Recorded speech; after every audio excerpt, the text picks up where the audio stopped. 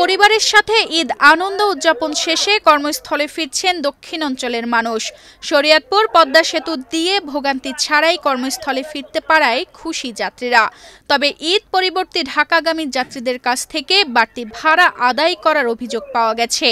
তবে এবছর আইন শৃঙ্খলা ও সেনাবাহিনীর তৎপরতার কারণে কোথাও কোনো চাঁদা দিতে হয়নি বলে গাড়ি চালকরা জানান।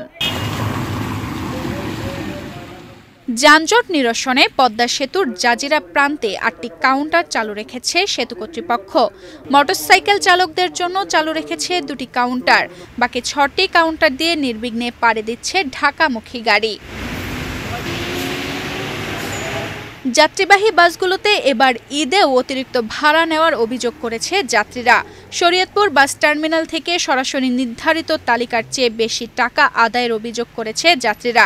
একই সঙ্গে শরীয়তপুর ঢাকার সড়কটি বেহাল দশা ও সরু হওয়ার কারণে ঘণ্টার পর ঘণ্টা যানজটে পড়ে থাকতে হয় পণ্যবাহী ও যাত্রীবাহী গাড়িকে।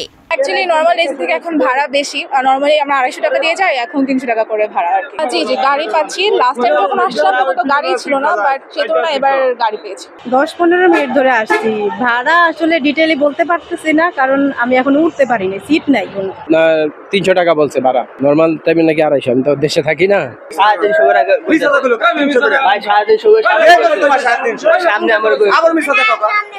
তানজিদা রহমান, ইনায়া, বাংলাদেশ প্রতিদিন।